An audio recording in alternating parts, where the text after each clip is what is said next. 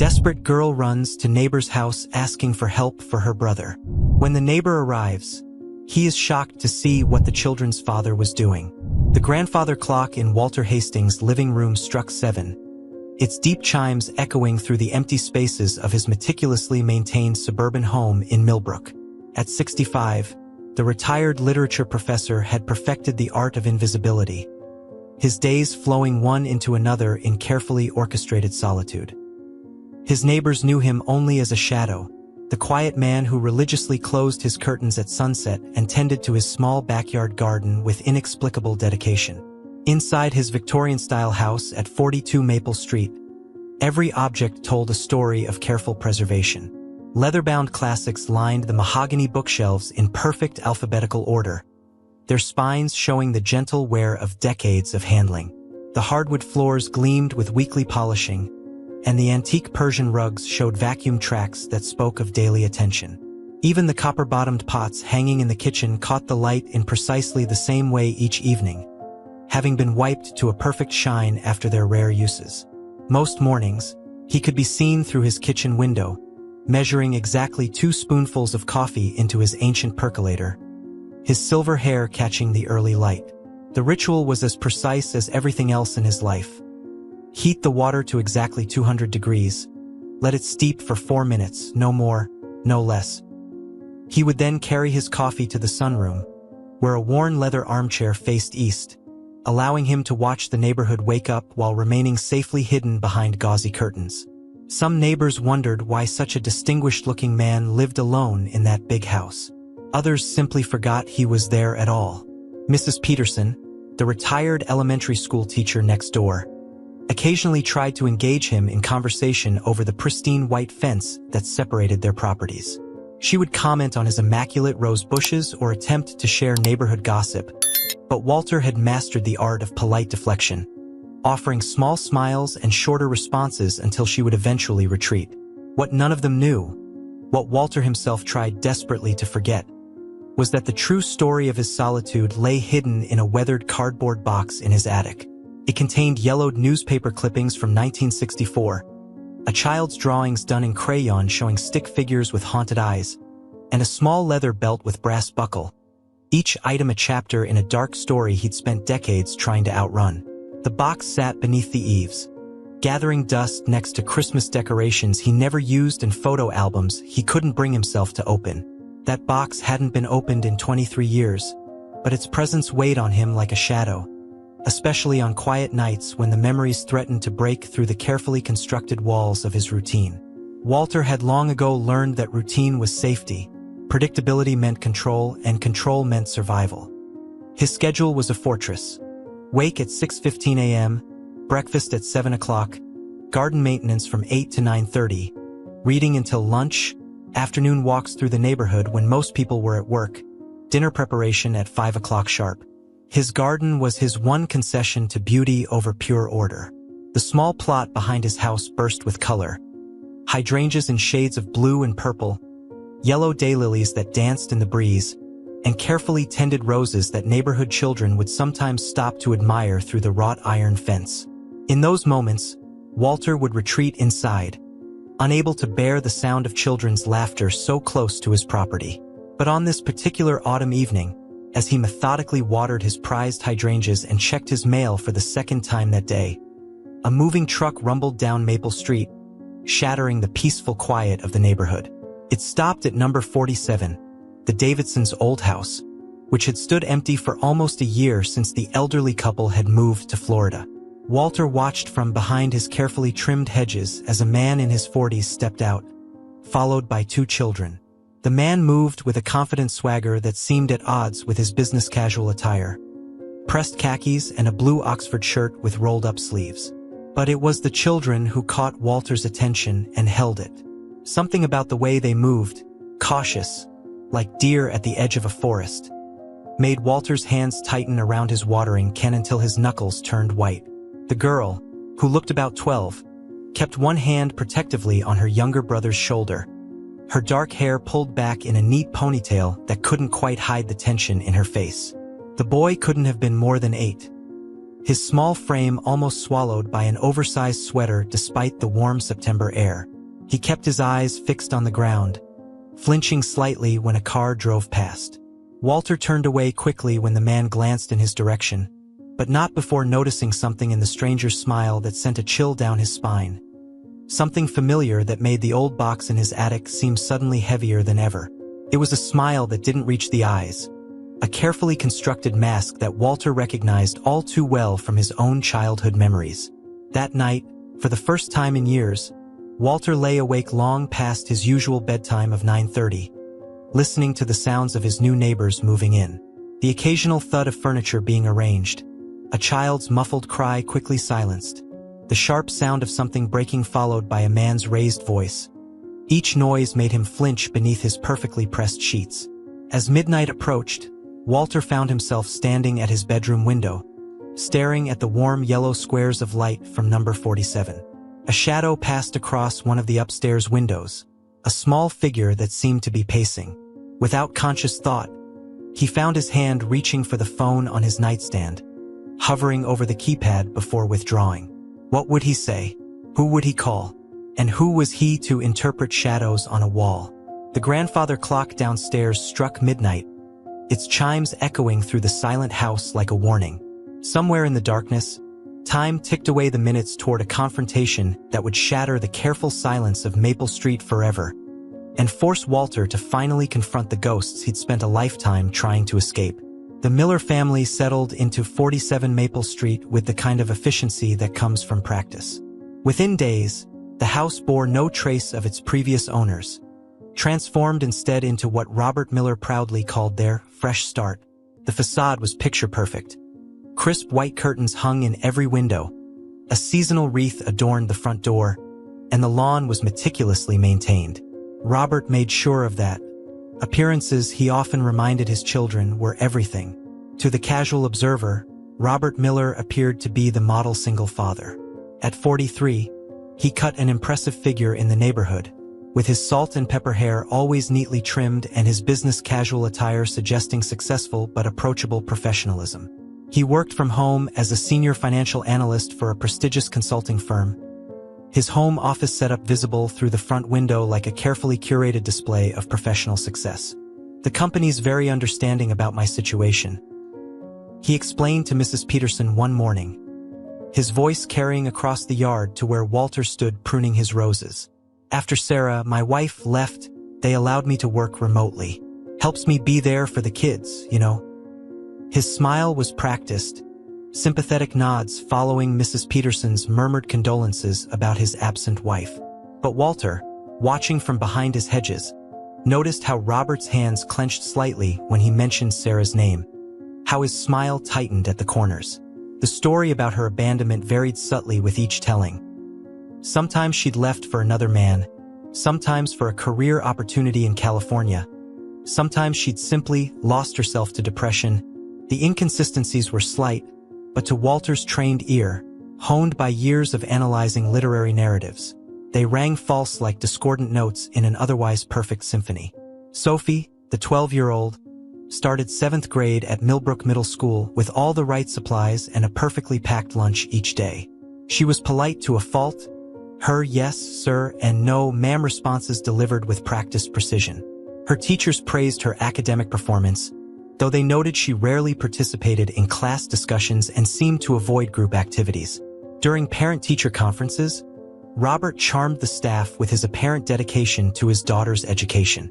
Sophie's always been shy, he would explain, his tone conveying just the right mix of concern and protective father's pride. She takes after her mother that way. We're working on bringing her out of her shell, aren't we, sweetheart? And Sophie would nod, her eyes fixed on the floor, her long sleeves pulled down over her wrists even in the warm classroom. 8-year-old Lucas was enrolled in 3rd grade, his small frame making him look younger than his years. Unlike his sister, he struggled academically, often appearing distracted in class. His teacher, Miss Martinez, noticed how he startled at loud noises and seemed to withdraw further into himself whenever an adult male entered the classroom. During recess, he would find quiet corners of the playground to sit alone, drawing intricate pictures in a worn sketchbook he carried everywhere. The neighborhood watched the family's routines establish themselves. Robert would wave to passing neighbors as he collected the morning paper. Sophie would walk Lucas to and from school. And on weekends, the sound of Robert's voice could be heard coaching Lucas in backyard baseball, his tone shifting from encouraging to sharp when the boy missed a catch or threw poorly. The first signs were subtle. The way Sophie would position herself between Lucas and their father during these practice sessions. The muffled sounds of late-night, disciplinary discussions that carried through open windows on warm evenings. The way both children seemed to freeze, like startled rabbits, at the sound of their father's footsteps on the front porch when he returned from his rare trips to the office. 3 weeks after they moved in, Mrs. Peterson brought over a welcome casserole, arriving unannounced at 6:30 p.m. Robert answered the door in his perfectly pressed shirt, but she caught a glimpse of Sophie behind him, hurriedly wiping down the kitchen counter with trembling hands, a fresh bruise partially visible beneath her pushed-up sleeve. Robert smoothly stepped forward, closing the door slightly to block the view. "That's so thoughtful of you," he said, his charm falling into place like a well-worn mask. "We're just finishing up dinner, actually. Sophie's quite the little homemaker. Takes care of all our meals now." His pride in this fact carried an undercurrent that made Mrs. Peterson's smile falter slightly. That night, Walter lay awake again, listening to the sounds from next door. The sharp crack of what might have been a cabinet closing too hard or something else entirely. A child's muffled sob. The soft creak of floorboards as someone paced in an upstairs room. He found himself at his window again, watching the shadows play across the neighboring house's walls. In one upper window, a small figure huddled on what appeared to be a window seat. Even from this distance, Walter could see the silhouette of a child's hand pressed against the glass, as if reaching out into the night for help that never came. The scene triggered something in Walter's memory, a long-buried image of another child at another window years ago. His hand unconsciously moved to his right shoulder, where ancient scars lay hidden beneath his pajama shirt. In the dark quiet of his bedroom, the weight of that old box in his attic seemed to press down through the ceiling, its contents calling out with voices he'd spent a lifetime trying to silence. But this time, instead of retreating from the window, Walter stood his ground, watching. And as the night deepened around him, something shifted in his carefully ordered world. A crack in the walls he'd built around himself, through which the sounds of children in pain began to seep, carrying with them the first stirrings of a long-dormant sense of responsibility. October arrived in Millbrook with an unseasonable heat wave that forced windows open and brought neighbors out onto their porches in the evenings. For Walter Hastings, these warm nights meant his carefully maintained isolation was harder to preserve. The sounds from the Miller house next door became impossible to ignore, forcing their way through his open windows like unwanted guests. The first incident that caught the neighborhood's attention happened on a Tuesday afternoon. Sophie Miller was absent from school, and when she returned the next day, she wore a turtleneck despite the 80-degree weather. Her explanation about falling down the stairs while carrying laundry was delivered with practiced precision. But her English teacher, Mrs. Collins, noticed how the girl's hands trembled as she handed in her homework. "I've seen this before," Mrs. Collins confided to Mrs. Peterson during their weekly coffee meetup at the local diner. 23 years of teaching, you develop a sense for these things. She stirred her coffee absently, the spoon clinking against the ceramic in rhythm with her worried thoughts. The girls' essays are troubling, all about characters who can't speak up, who are trapped in situations they can't escape. Mrs. Peterson nodded, thinking about what she'd observed over the past 3 months. The boy, Lucas, he hides behind their recycling bins every Thursday morning until his sister comes to walk him to school. Last week, I heard Robert shouting about some broken dish. The things he said. She shuddered, leaving the rest unspoken. Walter, sitting in his usual booth by the window, pretended to focus on his newspaper while absorbing every word. He'd noticed his own growing catalog of concerning signs. The way Lucas would freeze mid-step at the sound of a car door slamming. The mysterious disappearance of Sophie's beloved cat after Robert complained about pet hair on his office chair. The increasingly frequent sounds of discipline that carried through the walls late at night. One particularly hot afternoon, Walter was tending to his roses when he overheard a conversation between Robert and Lucas in their backyard. The boy had apparently tracked mud into the house after school. "What's the rule about shoes, Lucas?" Robert's voice carried the false patience that Walter recognized from his own childhood, the calm before the storm. "Keep them clean, sir." Lucas's reply was barely audible. "And what happens when we break rules?" "We learn our lesson, sir." The sound of a belt being removed from loops made Walter's pruning shears slip, drawing blood from his thumb. He stood frozen, memories flooding back. The same questions, the same false patience, the same metallic sound of leather sliding through belt loops. Later that evening, Walter noticed Lucas walking with a slight limp as he took out the trash. The boy's eyes met Walter's briefly across the driveway, a look so full of silent pain that Walter had to turn away, his hands shaking as he watered his plants for the third time that day. The neighborhood's response to these accumulating signs followed a familiar pattern. Concerned looks were exchanged over mailboxes. Whispered conversations ended abruptly when Robert appeared. Anonymous calls to Child Protective Services were made, but Robert's carefully maintained facade and professional status seemed to deflect any serious investigation. "He's so well-spoken," Walter overheard one neighbor telling another. "And you can't deny those children are always clean and well-dressed. Maybe we're reading too much into things." But Walter knew better. He recognized the signs in Sophie's perfect posture, not the result of good breeding but of fear. He saw it in Lucas's methodical movements, each action calculated to draw minimum attention. These were survival techniques he knew intimately. The breaking point came during a parent-teacher conference in late October. Miss Martinez, Lucas's teacher, noticed bruising on the boy's neck when he reached for a pencil he'd dropped. When she gently questioned him about it, Lucas began to cry silently, tears falling without a sound, as if he'd learned that even crying had to be done invisibly. That evening, Miss Martinez called Child Protective Services again, this time with detailed documentation of every concerning incident she'd observed over the past months.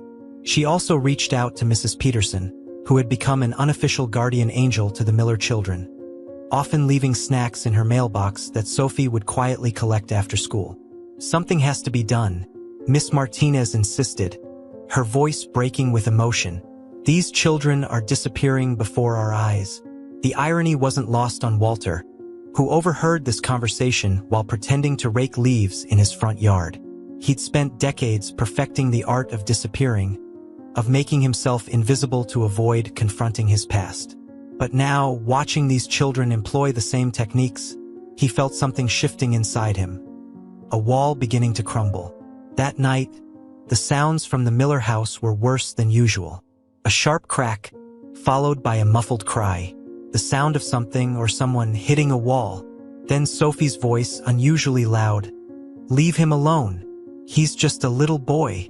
Walter stood at his window, his body rigid with indecision. The box in his attic seemed to pulse with dark energy, its contents a testament to what happens when people look away, when they choose not to get involved. In his mind, he heard his mother's voice from all those years ago. "It's not our place to interfere in family matters." But as another cry pierced the night, Walter realized with stunning clarity that he was no longer that helpless child. He was a man who had survived, who had built a life of careful control and safety. And perhaps that safety had become its own kind of prison, one that kept him from doing what he wished someone had done for him all those years ago. His hand reached for the phone, then stopped. No, this time a phone call wouldn't be enough. This time, someone needed to do more than just report and hope. The weight of his own past pressed down on him, but for the first time in decades, instead of crushing him, it felt like armor, protection forged in the fires of his own suffering, now giving him the strength to act. Tomorrow, he decided he would break his routine. Tomorrow, he would speak to Sophie directly. The thought made his hands tremble, but he squared his shoulders, standing straighter than he had in years. Sometimes, he realized, the only way to heal old wounds is to prevent new ones from being inflicted. In the darkness of his bedroom, Walter Hastings made a promise. Not just to the children next door, but to the child he once was. This time would be different. This time, someone would stand up and say, Enough. The evening that changed everything began like any other October night in Millbrook. Walter Hastings had just finished his evening routine. Dishes washed and put away by 7:15. Thermostat set to 68 degrees. Curtains drawn against the gathering darkness. Outside, a steady rain had been falling since late afternoon, drumming against the windows with increasing intensity. At precisely 8:47 p.m., the sound that would shatter his carefully maintained world came. 3 sharp, desperate knocks on his front door. Walter froze in his leather armchair, his worn copy of Dickens's Great Expectations falling forgotten to his lap. In 20 years of living on Maple Street, no one had ever knocked on his door after sunset. His heart hammered against his ribs as he rose slowly, muscles tense with decades of ingrained caution. Through the rain-streaked window beside his door, he could make out a small figure on his porch. Sophie Miller stood there, shivering in a thin t-shirt that clung to her body, her dark hair plastered to her face by the rain. But it was her eyes that stopped Walter's breath, wide with terror, yet burning with a desperate determination he recognized from his own childhood memories. "Please," she whispered as he opened the door, her voice barely audible over the rain. "Please help. He's gonna kill Lucas this time." The words hung in the air between them, heavy with the weight of secrets finally spoken aloud.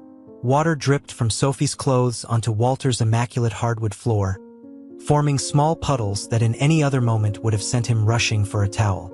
But now he could only stare at the angry red mark blooming across her cheek and the way she cradled her left arm against her body. "He's had Lucas in the basement for 3 hours, Sophie continued, her words tumbling out in a rush. "He broke Dad's favorite picture frame, the one with Mom in it. Dad's been drinking since he got home, and he made Lucas kneel on rice, and then he started with the belt." Her voice broke, a sob escaping despite her visible effort to maintain control. Walter's mind raced through his options, each one seeming more impossible than the last. Call the police? Robert Miller would have Lucas cleaned up and hidden before they arrived, just like all the other times. Child Protective Services? Their last 3 investigations had gone nowhere. Run next door himself? The thought made his knees weak with remembered terror. But then Sophie said something that shattered his paralysis. "I tried to stop him, but he locked the door. Lucas was screaming earlier, but now he's quiet. He's too quiet." The words struck Walter like a physical blow, triggering a memory he'd buried so deep he thought it lost forever. The sound of his own screams fading to silence in a dark basement 45 years ago. The same silence that had haunted him ever since, that had driven him to build his life around control and predictability. "I'll help," he heard himself say, the words coming from some place deeper than thought. "But first, you need to tell me exactly what's happening right now." Sophie's explanation came in quick, terrified bursts. Robert had been drinking since coming home from work, angry about a failed investment. Lucas had accidentally knocked over the photo while trying to avoid his father's reach. The punishment had started with kneeling on rice, escalated to the belt, and then moved to something worse when Lucas had cried out too loudly. "He's got him locked in the storage room," Sophie finished. "The one with the concrete floor. He keeps saying he's going to teach Lucas what real pain is, that he's going to break him of his weakness once and for all." Walter felt something shift inside him. A wall crumbling, a chain breaking. The carefully constructed fortress of his routine, built over decades to keep the world at bay, suddenly felt like a prison he could no longer bear. "Call Mrs. Peterson," he instructed Sophie, his voice steadier than he felt. "Tell her to contact the police. Tell them there's a child in immediate danger." He picked up his phone, quickly dialing 911 himself, but the line was busy, likely due to accidents from the storm. Thunder crashed overhead as Walter grabbed his raincoat and an old baseball bat he kept by his back door. The irony of the moment wasn't lost on him. Here he was, an old man who had spent decades hiding from his own shadows, preparing to confront someone else's demon. "Stay here," he told Sophie firmly. "Lock the door behind me. Don't open it for anyone but the police or Mrs. Peterson." But Sophie shook her head, rainwater flying from her hair. "No, he's my brother. I'm coming with you." Looking at her face, so young, yet so determined, Walter saw a reflection of his own past self, and the sister he'd once failed to protect. The memory, long buried, rose up with shocking clarity. Anna, standing between him and their father, taking a blow meant for him. He'd never forgiven himself for not being brave enough to do the same for her. "Okay," he said softly, "but you stay behind me, and if I tell you to run, you run. Promise me." Sophie nodded, her chin set in a way that made her look older than her 12 years. Together, they stepped out into the rain, moving quickly across the wet grass toward the Miller house. Through the basement window, they could hear Robert Miller's voice, slurred but menacing. "Get up, boy. Get up and take it like a man." Walter's hands shook as he tried the basement door, finding it locked. But decades of maintaining his own home had taught him about old houses like these. He knew the basement windows of these 1950s colonials all had the same type of latch and the same weakness. As he worked to pry open the window, Walter felt the weight of his past pressing down on him. But for the first time in decades, instead of paralyzing him, it drove him forward. Because this time he wasn't a helpless child. This time he had the power to stop it. And as thunder rolled overhead and rain soaked through his clothes, Walter Hastings prepared to confront not just Robert Miller, but the ghosts of his own past that had haunted him for so long. In trying to save Lucas, he might finally find the courage to save himself. The basement of the Miller house smelled like all old basements. Damp concrete, musty cardboard, and the metallic tang of rusted pipes. But tonight, there was another scent in the air. One that Walter recognized immediately. Fear, mixed with something copper-sweet that made his stomach turn. The window latch gave way with a soft click that seemed deafening in the storm-muffled darkness. Walter eased himself through first, decades of sedentary life making the movement awkward. His feet found purchase on an old workbench, and he helped Sophie through after him, their movements covered by the rumbling thunder outside. The main basement was dimly lit by a single bulb hanging from the ceiling, casting long shadows across the concrete floor. Empty beer bottles littered the ground, their glass surfaces gleaming dully in the weak light. A trail of scattered corn kernels led to a closed door at the far end of the room, the storage area Sophie had mentioned. Robert Miller's voice carried through the door, thick with alcohol and rage, recited again, every word. Lucas's response was barely audible, his voice raw. "I'm sorry for being weak. I'm sorry for being clumsy. I'm sorry for being a disappointment." The words were cut off by the sharp crack of something striking flesh. Walter's hands tightened on the baseball bat until his knuckles showed white. Behind him, Sophie made a small, choked sound. The sound triggered something in him. A memory of his own sister making that same noise, watching him being disciplined in another basement, long ago. "Stay here," he whispered to Sophie, positioning her behind a stack of boxes. "If anything happens, run to Mrs. Peterson's house." Moving as quietly as his trembling legs would allow, Walter approached the storage room door. Years of teaching literature had taught him the power of words, how to use them to reach minds and hearts.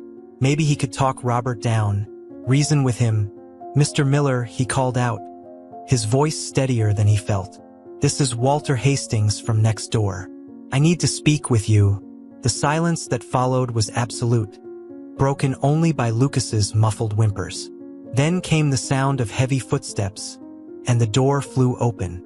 Robert Miller filled the doorframe, his usually immaculate appearance disheveled, his eyes glazed with alcohol and rage. The belt in his hand was doubled over, its buckle dark with what Walter refused to identify. "This is none of your business, old man," Robert snarled, alcohol heavy on his breath. "This is family matter. My son needs to learn." "Learn what?" Walter interrupted, surprising himself with the steel in his voice. "Learn that strength comes from fear. Learn that love means pain. I learned those lessons too, Mr. Miller. They're lies." Robert's face contorted. "You don't know anything about my family, about raising boys to be men." "I know everything about it," Walter cut in. "I know about basements and belts and lessons that leave scars that never heal. I know about fathers who mistake cruelty for discipline, His voice cracked slightly. "And I know about little boys who grow up believing they deserved it." Through the open door, Walter could see Lucas huddled in the corner, blood seeping through his torn shirt, corn kernels embedded in his knees.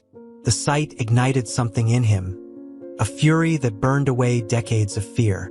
Robert lunged forward suddenly, the belt whistling through the air. Walter moved with a speed he didn't know he possessed, the baseball bat coming up to catch the strike. The impact jarred his arms, but he held firm. "Sophie, get your brother," he shouted, maintaining eye contact with Robert. "Now!" She darted past them, quick as a shadow. Robert tried to turn, but Walter pressed forward, forcing him to step back. "Touch either of them again," Walter said, his voice low and dangerous, "and I'll show you what real strength looks like." Robert's response was a wordless roar as he charged forward, alcohol destroying any semblance of control. They crashed into the workbench, tools clattering to the floor. Walter felt a sharp pain as something struck his ribs, but he held his ground. Behind him, he could hear Sophie helping Lucas to his feet. "Run!" Walter commanded, blocking another wild swing from Robert. Mrs. Peterson's house.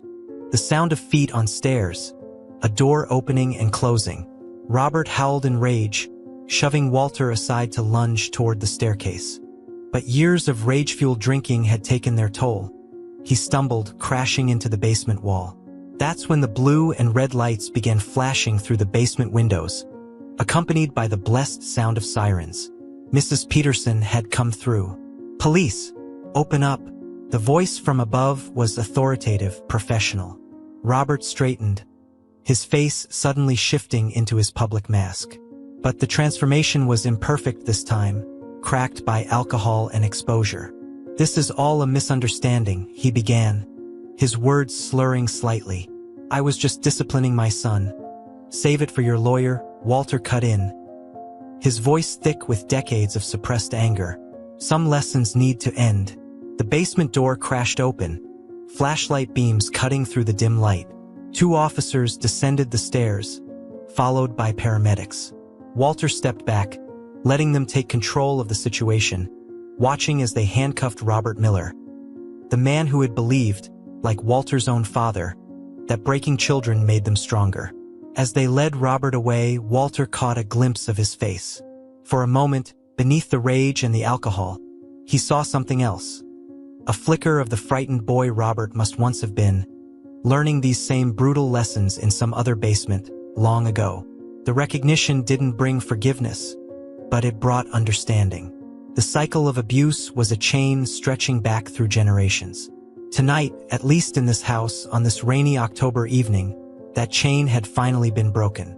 Climbing the basement stairs on shaking legs, Walter emerged into a chaos of emergency lights and concerned neighbors.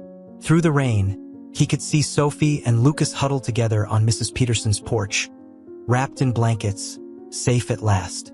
And for the first time in decades, Walter Hastings felt the weight of his past begin to lift, replaced by something he had almost forgotten existed: hope. The fluorescent lights of Millbrook General Hospital cast harsh shadows across Sophie and Lucas's faces as they sat in the emergency room's examination area.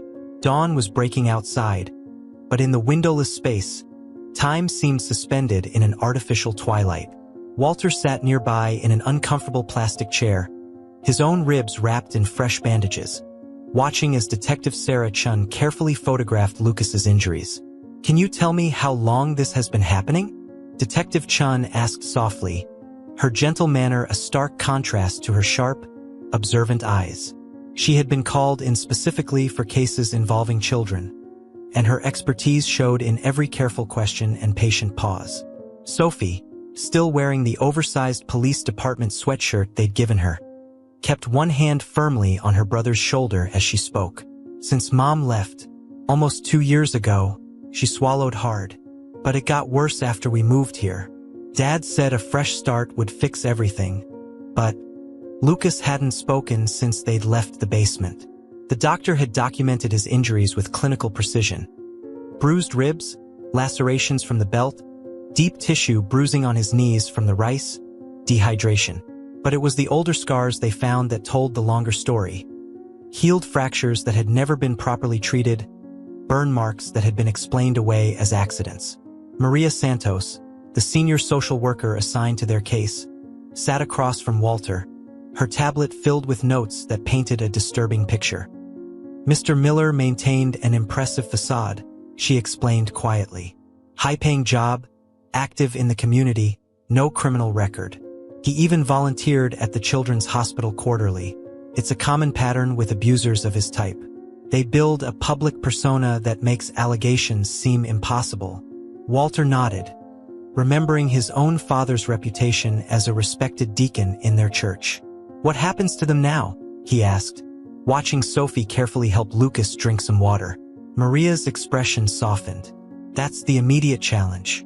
Their mother's location is unknown. Mr. Miller apparently fabricated the story about her abandoning them. We found evidence suggesting she fled after he put her in the hospital, but she hasn't been heard from since. Without family members able to take immediate custody, they would typically enter the foster care system. The words hit Walter like a physical blow. He thought of his own brief time in foster care after his father's arrest. The separation from his sister, the strange houses, the feeling of being adrift in a system too overwhelmed to provide real healing. They can't be separated, he found himself saying. Lucas needs his sister. She's been protecting him all this time. Maria studied him thoughtfully. There is another option, she said carefully. Temporary emergency guardianship. It would require someone willing to take responsibility for both children while the legal situation is sorted out. Someone with a stable home, no criminal record, and the capacity to provide appropriate care and support. The implication hung in the air between them. Walter's hands began to tremble slightly. Him? A guardian? The idea seemed absurd. He was a solitary man who had deliberately arranged his life to avoid precisely this kind of responsibility. His house was a carefully maintained fortress of solitude, not a home for traumatized children. But then Lucas looked up, meeting Walter's eyes for the first time since the basement. In that gaze, Walter saw something he recognized. A mixture of fear and hope, the same expression he'd worn at that age, wondering if anyone would ever truly see him, truly help. What would I need to do? He heard himself ask. The next hours passed in a blur of paperwork and evaluations. Walter's background was scrutinized. His tenure as a professor, his financial stability, his clean criminal record. His home would need to be inspected, and he would need to attend specialized training for foster parents dealing with trauma cases. The responsibilities seemed overwhelming. Are you sure about this? Mrs. Peterson asked when she brought him fresh clothes at the hospital. It's a huge commitment, Walter. These children will need so much.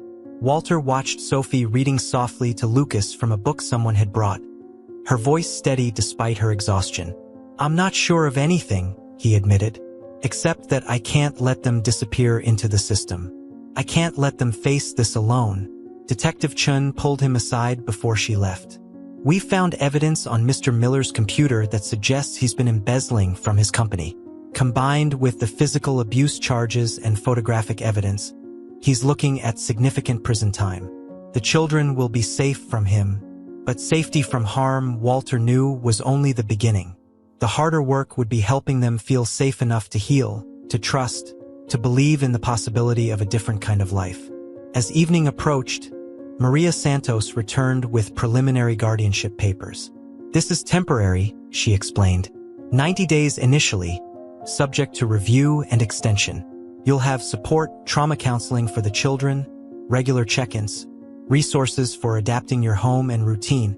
Walter signed where indicated, his signature steady despite his internal trembling.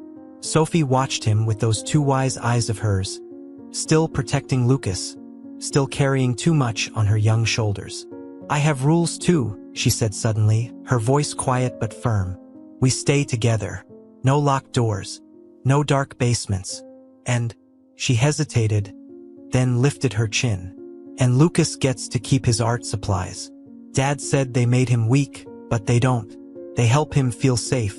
Walter met her gaze, recognizing the strength it took to make demands when life had taught you to expect punishment for speaking up. Agreed, he said solemnly. And I have a rule too. In my house, strength isn't measured by how much pain you can take or give. It's measured by how much you can care, how much you can heal. Lucas stirred at this, looking up from his sketch pad where he'd been drawing what appeared to be a garden. "Like your flowers?" he asked, his voice barely a whisper. Walter felt something in his chest crack and warm, like spring sunlight breaking through ice. "Yes," he said softly, "exactly like that. Growing things need care and patience and gentle hands. People do too." The magnitude of what he was undertaking hit him then, the responsibility, the challenge, the complete upheaval of his carefully ordered life. But watching Sophie finally allow herself to lean against his chair, exhaustion overtaking her vigilance, and seeing Lucas add careful strokes of color to his garden drawing, Walter realized that maybe this was what his life had been preparing him for all along. Sometimes, he thought, the best way to heal old wounds is to help others heal theirs. Sometimes, the family you need finds you when you're finally ready to be found.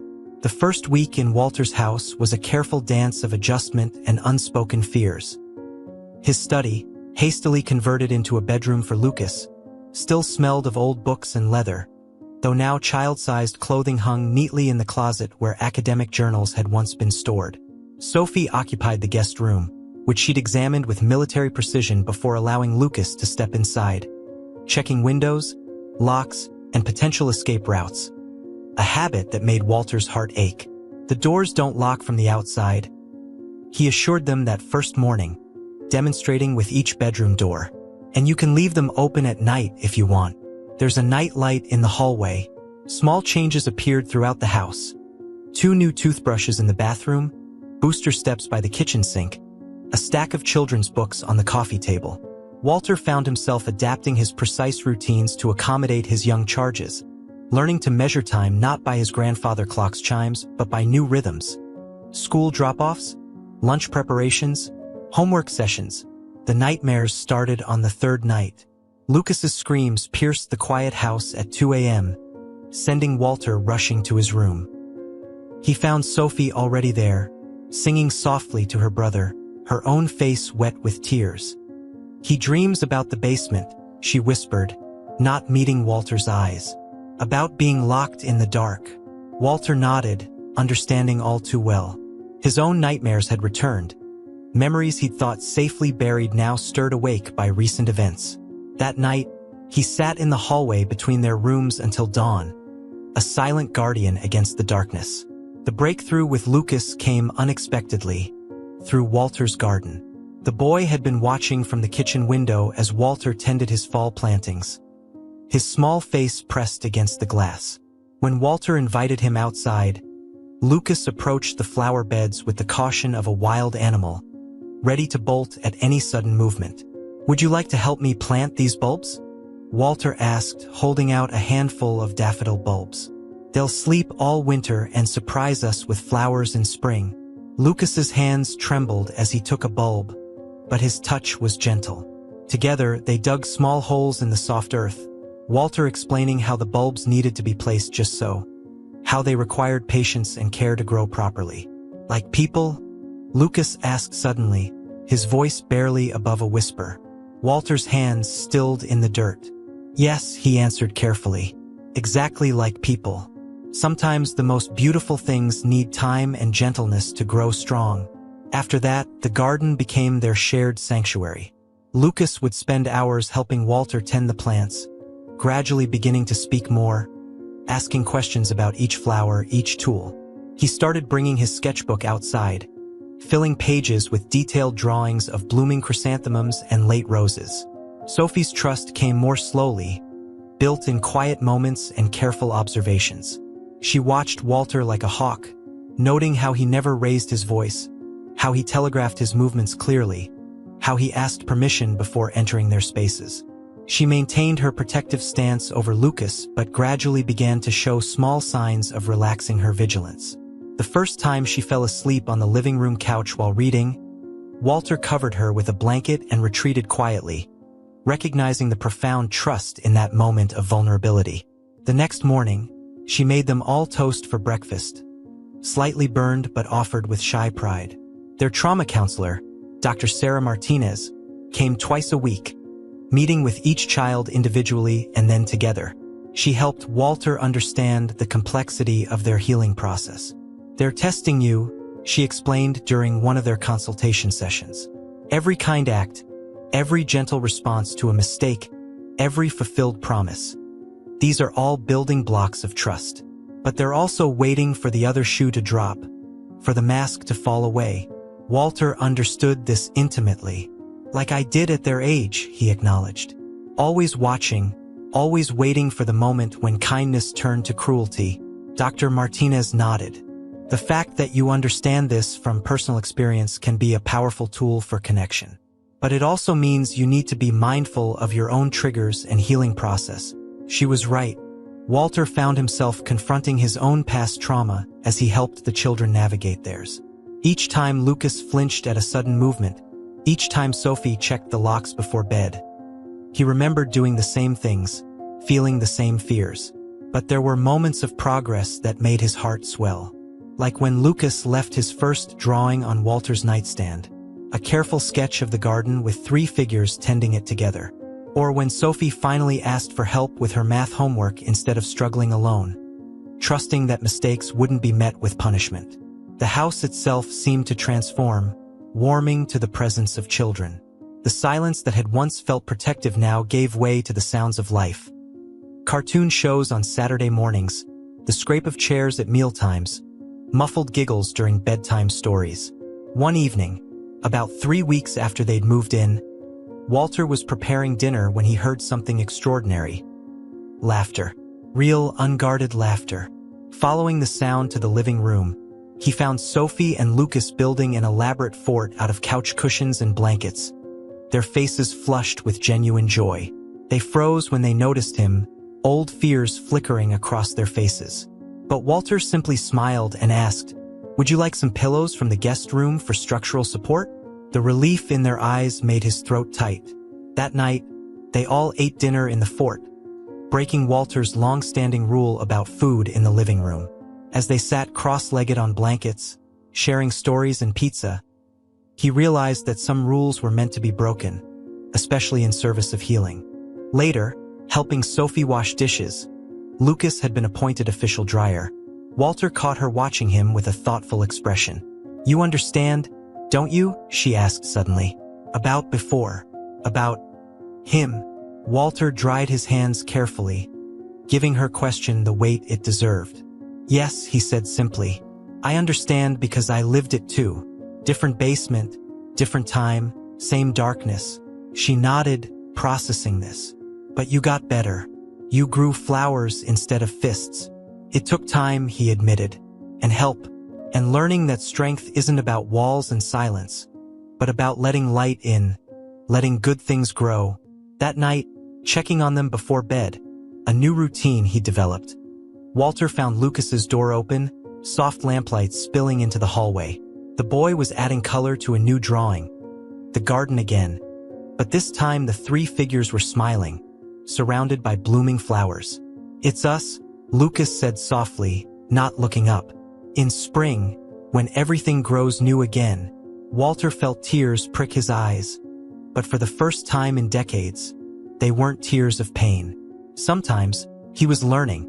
Healing looked like a child's drawing of tomorrow's garden, full of color and hope and the promise of new growth. The discovery of the box happened on a rainy Saturday in November, 6 weeks after Sophie and Lucas had come to live with Walter. They were cleaning the attic, part of Dr. Martinez's suggestion to create shared projects that would help them bond as a family, when Sophie found it pushed far back under the eaves, covered in decades of dust. "What's this?" she asked, pulling it carefully into the light. Walter felt his heart stop. He knew without looking what the box contained.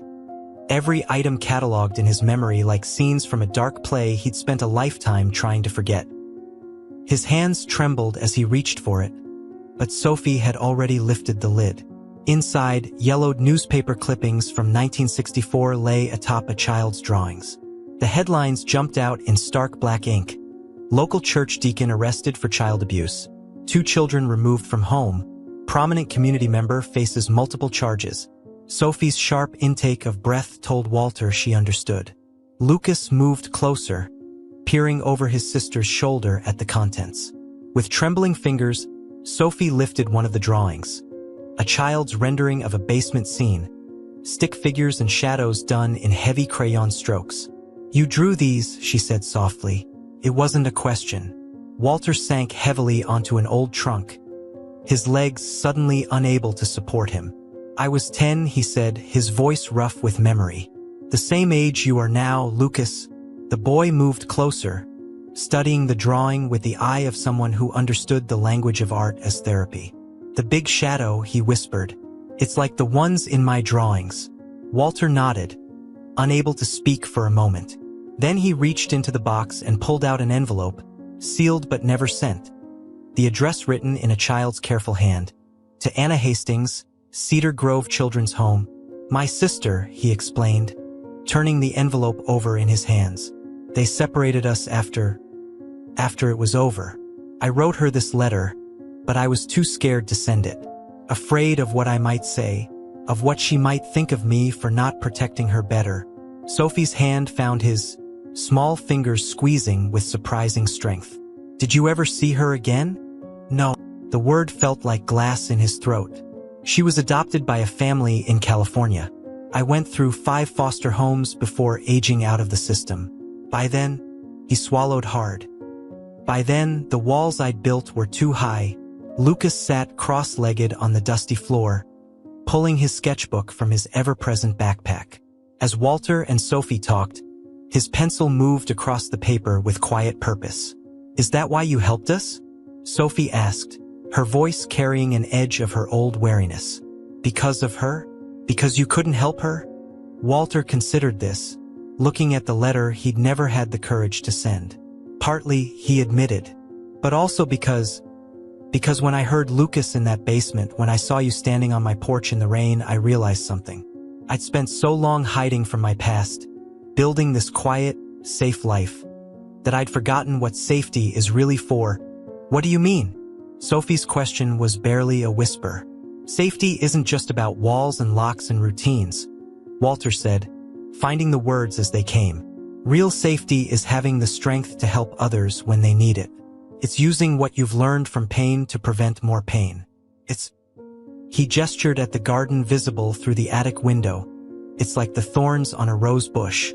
They exist not just to protect, but to create a safe space for something beautiful to grow." Lucas looked up from his drawing then, tears tracking silently down his cheeks. Without a word, he turned his sketchbook around. On the page, he'd drawn 2 houses side by side. In one, dark shadows loomed over small, huddled figures. In the other, light streamed through windows onto 3 people tending a garden. But what caught Walter's breath was the third element. A bridge between the houses, made of books and flowers and helping hands. Sophie studied the drawing, then looked back at the contents of the box. "Can I read it?" she asked, pointing to the sealed letter. Maybe it's time it was read, even if it can't be sent." Walter's hands shook as he handed her the envelope. Sophie opened it carefully, treating the aged paper with gentle reverence. She read aloud, her voice strong despite the tears in her eyes. "Dear Anna, I'm sorry I couldn't stop him. I'm sorry I wasn't stronger. But I promise if I ever get the chance, I'll be stronger next time. I'll help someone else the way no one helped us. Maybe then it will hurt less. I miss you. Love, Walter." The attic fell silent except for the sound of rain on the roof and Lucas's pencil, still moving across paper. Finally, Sophie spoke again, her voice thick with emotion but determined. "You kept your promise," she said. "You helped us. You were stronger." Walter felt something break inside him. Not the shattering kind of break, but the kind that lets light through, like a seed breaking free of its shell to reach for the sun. Lucas held out his sketchbook again. He'd added to the drawing. On the bridge between the houses, he'd drawn a 4th figure, a little girl with long dark hair like Sophie's, walking toward the light. "That's Anna," he said softly. "She's not lost anymore. She's part of the story now." Walter stared at the drawing, seeing in Lucas's art what he'd never been able to express in words. The way past and present flowed together. The way healing happened not in straight lines but in circles. the way helping others could heal old wounds. Maybe, Sophie said thoughtfully, we could try to find her.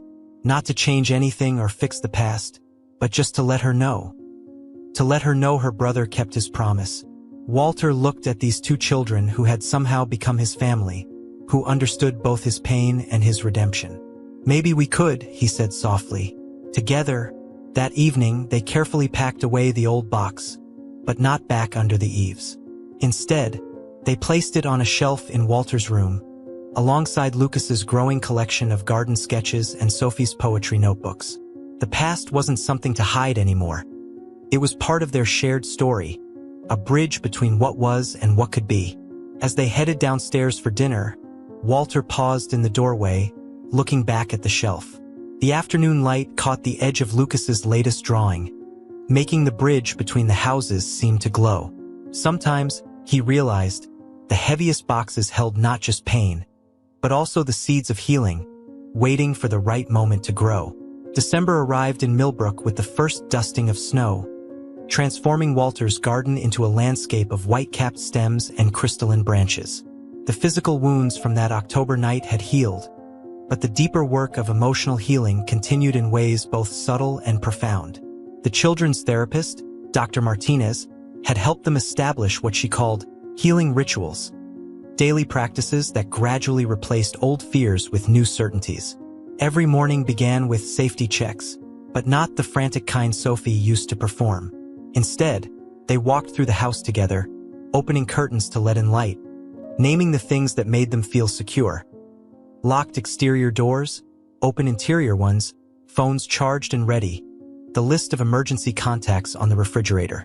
It's not about being afraid anymore, Sophie explained to Mrs. Peterson one morning as they worked together planting indoor bulbs for winter blooming. It's about knowing we have control over our space, that we can make choices about what makes us feel safe.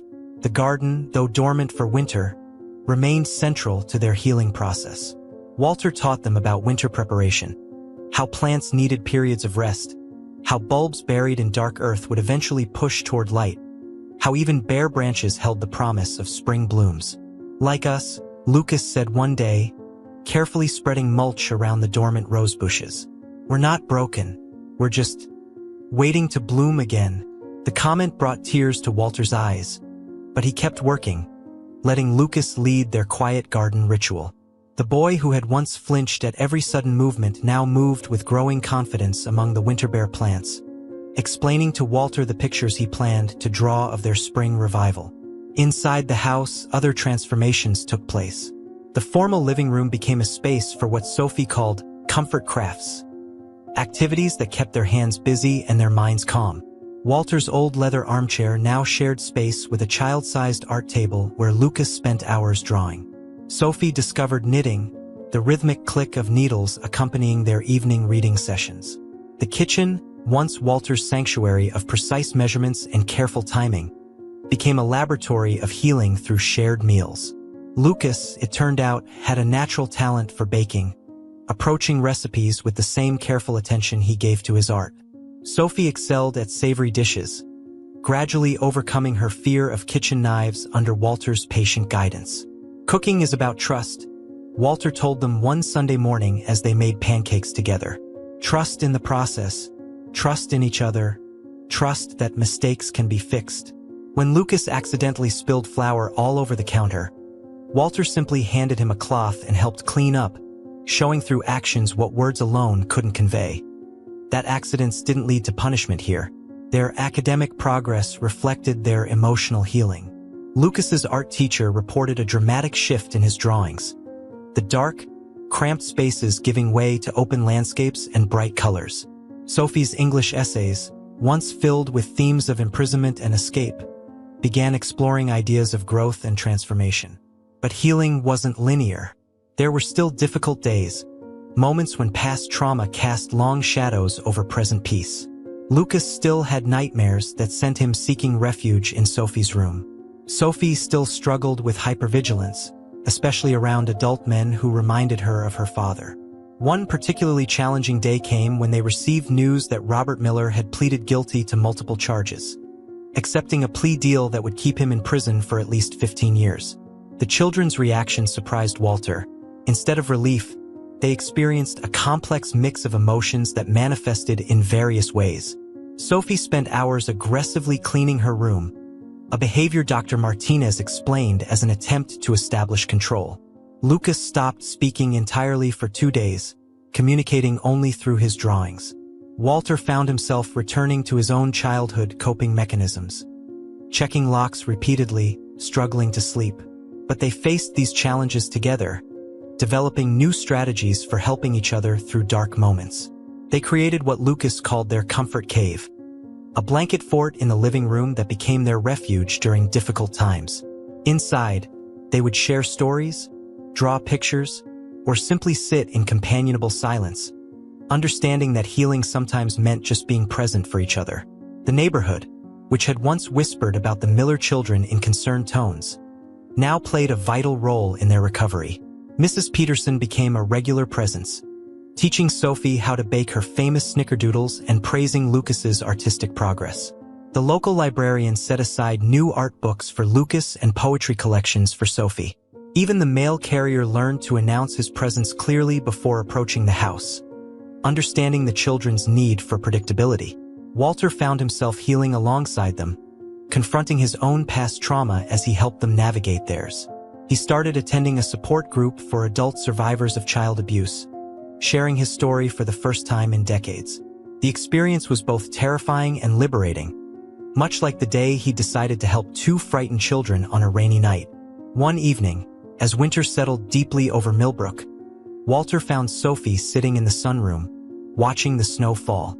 She was working on a knitting project, a scarf in shades of green and blue that reminded him of spring gardens. "I used to think healing meant forgetting," she said without preamble, her needles moving steadily. "But it's not about forgetting, is it? It's about growing something new from the broken places." Walter sat beside her, watching the snow transform their garden into a blank canvas waiting for spring's colors. "Yes," he agreed softly, "and sometimes the strongest things grow from the deepest wounds." Lucas appeared then, carrying his sketchbook and a mug of hot chocolate topped with the mini marshmallows that had become his signature touch. He settled on the floor between them, opening to a fresh page.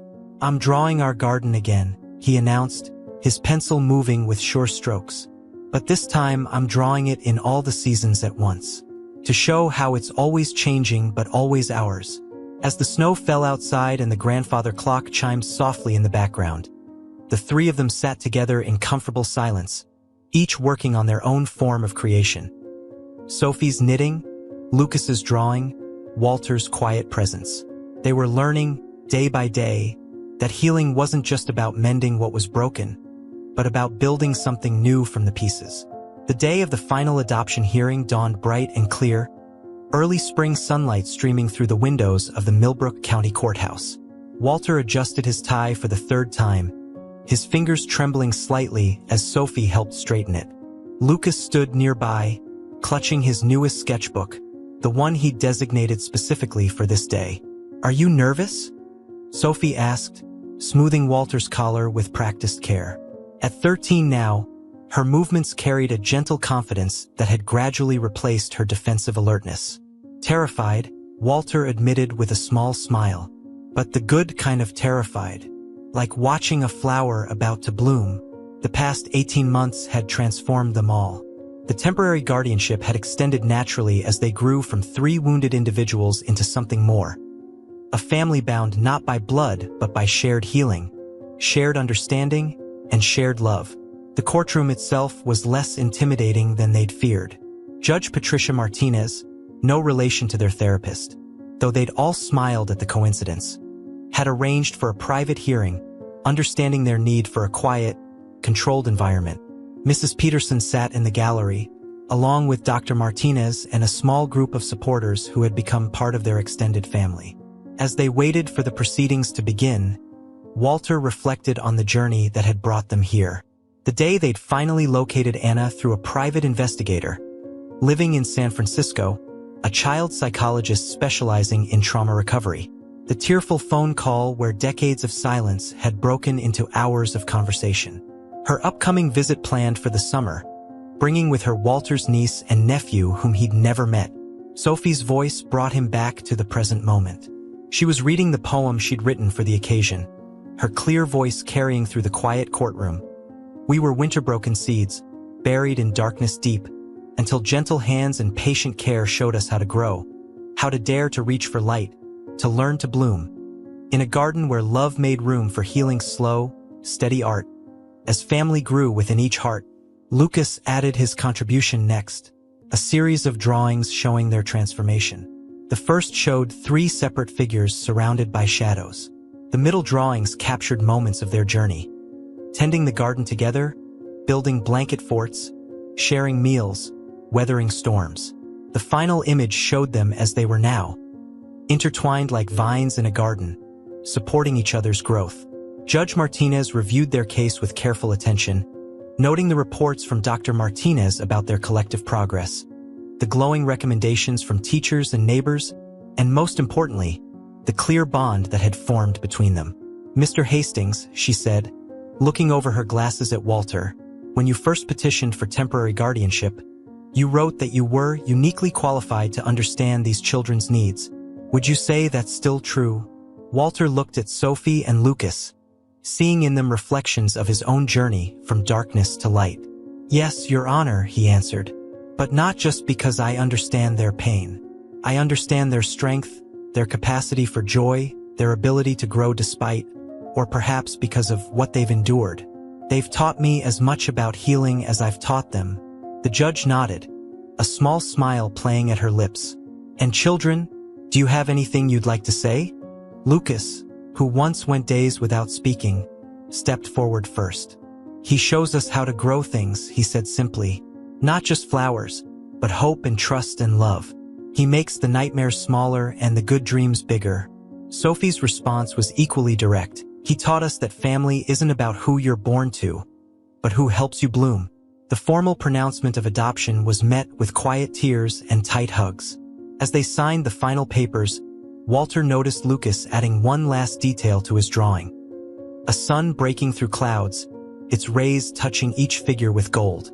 Later that afternoon, they gathered in their garden, now awakening with early spring growth. Friends and neighbors joined them in celebrating, the yard filled with the sounds of joy and laughter that had once seemed impossible in this space. Walter watched as Sophie helped Lucas set up his art display, a chronological series of drawings showing their garden through the seasons, ending with today's scene. Each image captured not just the physical changes in the landscape, but the emotional growth of its tenders. Mrs. Peterson approached, carrying a special gift, 3 small bronze garden markers.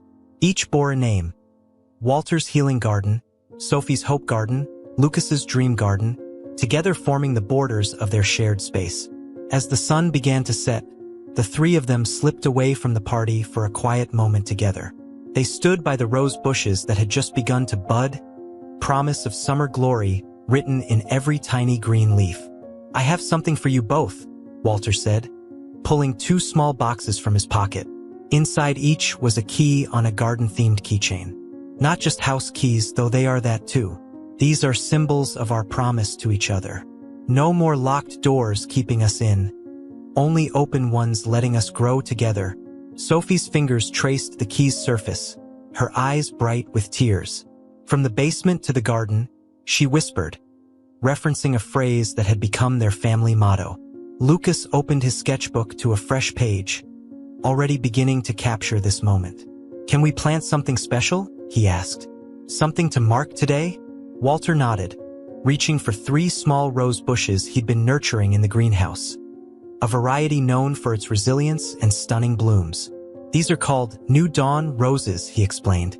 "They're known for growing strong even in difficult conditions."